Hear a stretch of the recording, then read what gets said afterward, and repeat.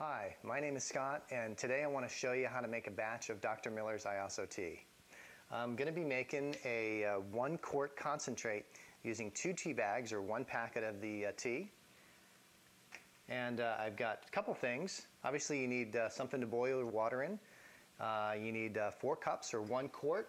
So, grab a measuring cup. If you don't have one of these, you can simply grab a coffee cup, measure it 4 times, pour it in whatever you're going to boil the water, and you're off and running.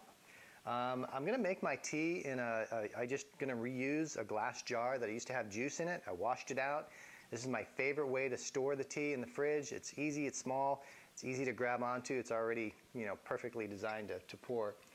So, this is ideal. Using plastic is not really suggested because, when you involve heat and plastic, sometimes chemicals can leach into the tea, things that you don't really want in there. So use glass if at all possible. But like I said, if you don't have it, use whatever you've got. Most important thing is to just make it and use the tea.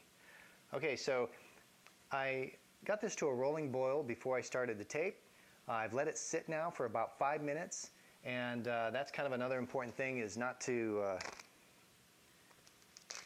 pour boiling water directly over the tea bags. Let it sit for a few minutes. It's still good and hot, it's just not boiling. So grab my 2 tea bags, plop them in there. As you can see, you can kind of see it steaming maybe. So it's still good and hot.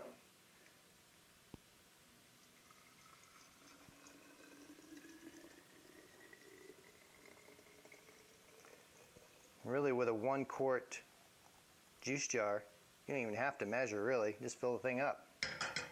That's the great part of it.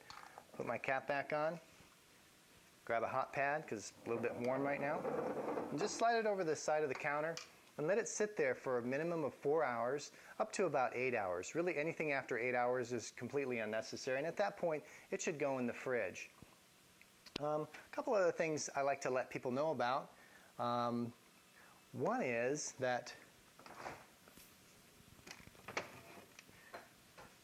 when you use your tea, here's some tea I've already made in the fridge. I leave the tea bags in the tea in the fridge until I'm done drinking the tea. I just leave them in there, and when I'm down to that last bit of tea, I'll grab those tea bags, squeeze them out, all the rest of that goodness, and a lot of times I'll just set them out on the counter, kind of in a little dish to dry out for a few days. After a few days of drying out, I'll kind of open up the packet, put it on a plate, maybe set it in the sun and really dry it out completely. And after that, I kind of put it in like an old jar, a little herb jar, and I'll use it for like pasta sauce, sprinkle over my veggies, put in soup. Whatever I've got cooking that I can use this in, I'll use it. It's a great way to reuse the tea, kind of get every little bit of goodness out of these tea bags. So again, here I'm just going to show you. Normally I'll make a hot tea or warm tea in the morning or in the evening, but it's summertime, it's the afternoon, I'm going to have lunch.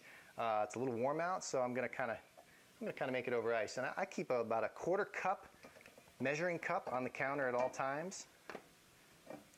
And I'm just going to pour out a 1/4 cup of my concentrate. And today I'm going to mix it with a little bit of sparkling mineral water. It's got a little lemon in it already. Trader Joe's, one of my favorite places. And here's my drink for lunch. Ready to rock and roll. So again, leave this out for at least 4 hours.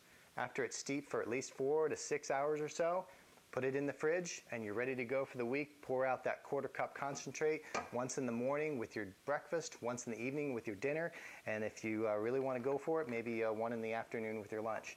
So that's pretty much it. That's how to make the tea in a nutshell. My name is Scott, and have a great day.